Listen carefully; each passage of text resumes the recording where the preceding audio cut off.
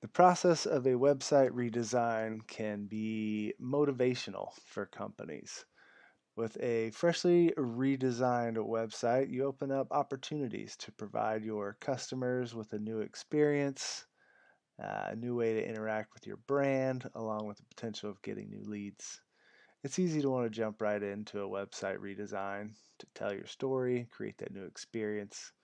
But before you launch fully into something like this, it's pretty crucial to set goals for your website redesign. Businesses may decide to redesign their website for various reasons.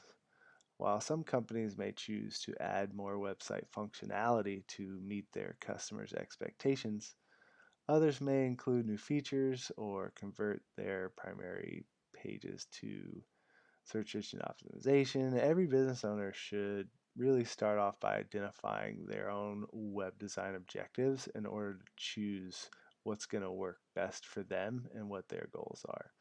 That being said, here is a few things on how to set goals that should help um, with setting goals and objectives for your website redesign.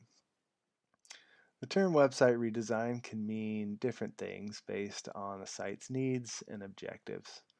However, the general understanding of the term is the process of redesigning and redeveloping a company's website by adding new features such as visual aesthetics like images, fonts, and various SEO components and elements. The process also involves updating old and outdated code as well as simplifying certain things like mobile navigation, um, things like that. The goal is to anticipate new customers and have fresh leads on the website. A company also needs to see how their new website's going to look when they make a few of these changes. Through things like split testing, you can always use them to find the most effective ways to convert your visitors into customers. The average business doesn't need to necessarily set a specific time frame to consider a redesign for its website. However, the time taken to revamp a website depends on a few different factors, including the customer's traffic, the niche in which the business operates. For example, technology, education, product based industries can typically redesign their website every few years. On the other hand, some industries, such as finance, can take up to 5 years without redesigning their websites. So, regardless, when you do decide it's time to rebuild your current website and you start to come up with a plan to get things rolling, here are a few questions that you can ask to help facilitate the redesign process. Do your visitors find your site easy to navigate and get the information they're looking for? Do you provide meaningful, informative, and SEO optimized content? Has Google indexed all pages on your site? Does your site have any broken links or bad or spammy backlinks?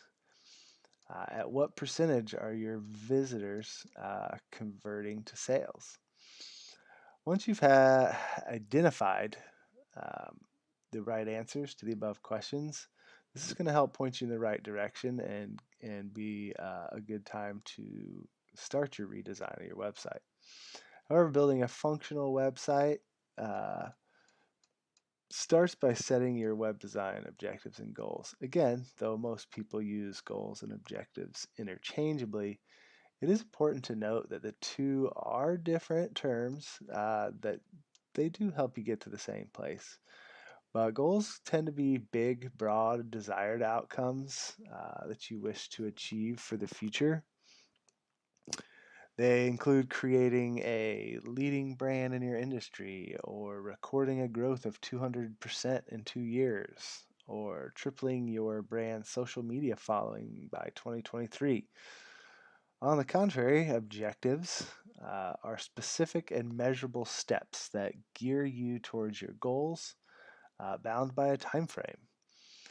In short, objectives are driving factors towards your goals and form an integral part of your success in this redesign process. Therefore, before getting to your website goals, it's very helpful to have SMART goals in place.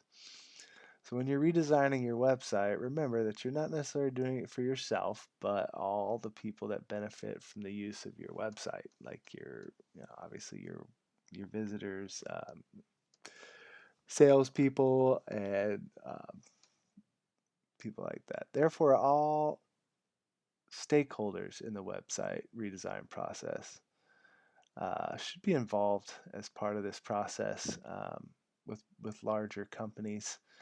By involving the stakeholders, the website redesign process is going to save you time, um, from backtracking later in case of unforeseen issues, which there typically are. This also ensures everyone beyond the management staff is up to date about the changes. Gathering reliable information involves asking the right questions to the relevant parties.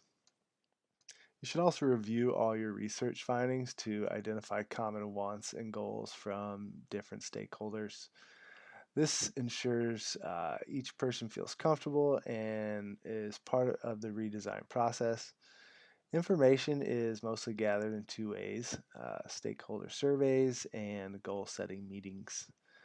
Once you have the relevant information from team members, you can compare relevant data on your current website. The step involves analyzing the existing site to know the strengths and the weak points. Collecting and analyzing data also gives you a big picture of where your site stands, and it helps you set realistic goals. So now that you are ready for a website redesign and you have your web design objectives, the next crucial step is setting your website goals. Setting actionable and achievable goals involves two parts. The first part is creating general goals or starter statements towards specific targets. These general goals are mostly everyone's aim when redesigning a website, including getting more leads and ranking uh, better in search results. The second part is writing down your SMART goals. SMART goals are specific, measurable, attainable, relevant, and timely. And these goals act as your reference point throughout your redesign process. Your SMART goals should also work on three different elements: your leads, contacts, and your customers. After setting the goals, please share with your entire team to ensure everyone is working towards the same goal.